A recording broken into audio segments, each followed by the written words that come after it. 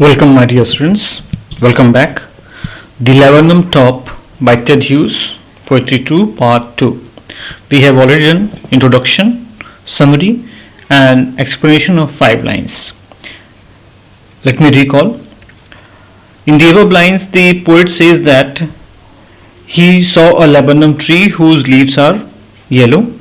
The tree's top is still, and there is a complete silence in the daytime of September month. It is autumn season, and all the seeds of the tree had fallen. The poet has used the word yellow for leaves and sunlight. Yellow symbolizes silence, death, and beauty, and he describes the whole scene of the tree with this color. Okay. So let us begin the laburnum top explanation part 2. This is the part which we have already done. The laburnum top branches, silence, quite still, and then September sunlight, leaves are yellowing, and then arrival of the goldfinch, and then startlement at the end of the branch. So are you ready? Then sleek as a lizard and alert and abrupt, she enters the thickness and a machine starts up. That machine starts up of sound, chittering, trilling, and there is a movement, tremor of wings. So sleek as a lizard, here it is a comparison between a lizard and the bird who is entering in a very smooth manner. So it is simile. Alert and abrupt, repetition of a, that is alliteration, and this unexpected all of a sudden arrival of the bird goldfinch. What happens? She enters the thickness and a machine starts off, and her arrival does some miracle in the tree. What happens there? There is a noise, there are activities. So just like a machine starts due to engine, same way she has entered and there is a lot of noise. There is sound, chittering, tremor, and trilling. Tremor means shaking wings, and two other words, chitterlings and trilling, this is for the sound, so it is onomatopoeia. The whole tree trembles and thrills, and then there is a shaking of the leaves, branches, and the wings of the birds, and there is a lot of thrill over there. It is the engine. So the mother goldfinch is like engine of her family, and here we are calling engine to mother, so it is metaphor.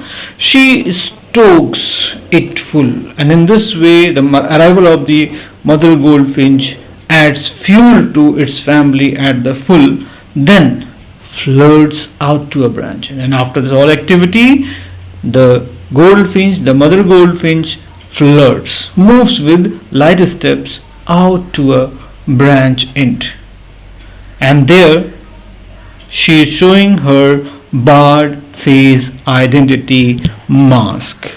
Barred face identity mask is very important here. It means the face of the goldfinch is only partly visible. The bars on her face serve as a marks of her identity, and they hide more than they reveal, so it is acting like a mask. Then, and this mask is important to save, to protect herself, as well to save the family. Then with airy, delicate whistle chirrup whisperings, and after that there is an unusual, very soft whistle chirrup whispering sound, and the bird launches away, and the mother goldfinch flies away towards the sky, which is infinite. And once again the same laburnum top subsides to empty.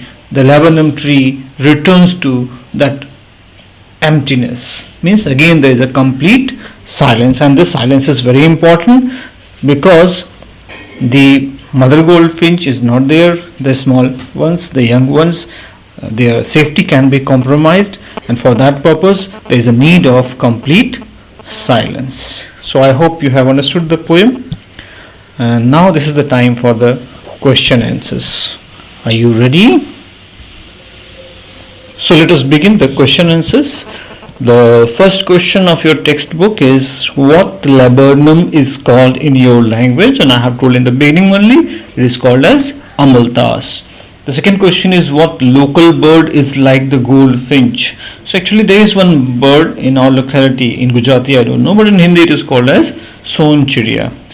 Now part B, think it out. Question number 1, what do you notice about the beginning and the ending of the poem? So beginning and ending in both the time means before the arrival of the goldfinch and departure of the goldfinch. What happens? So here there is a complete silence, stillness around the empty laburnum tree. Question number 2, to what is the bird's movement compared? So the beginning only you can see, the beginning line says that it is compared to that of a lizard, and that is only because of the glossy smoothness between their movement. Okay, what is the basis for the comparison? So you can write these points, that the body of the lizard is glossy, smooth, and the same way the goldfinch enters. Why is the image of the engine evoked by the poet? So here, when the mother goldfinch comes, the tree produces a lot of noise and a lot of movement, a lot of twittering, shaking of wings, trillings. So it seems like a machine had started working. Question number 4, what do you like most about the poem?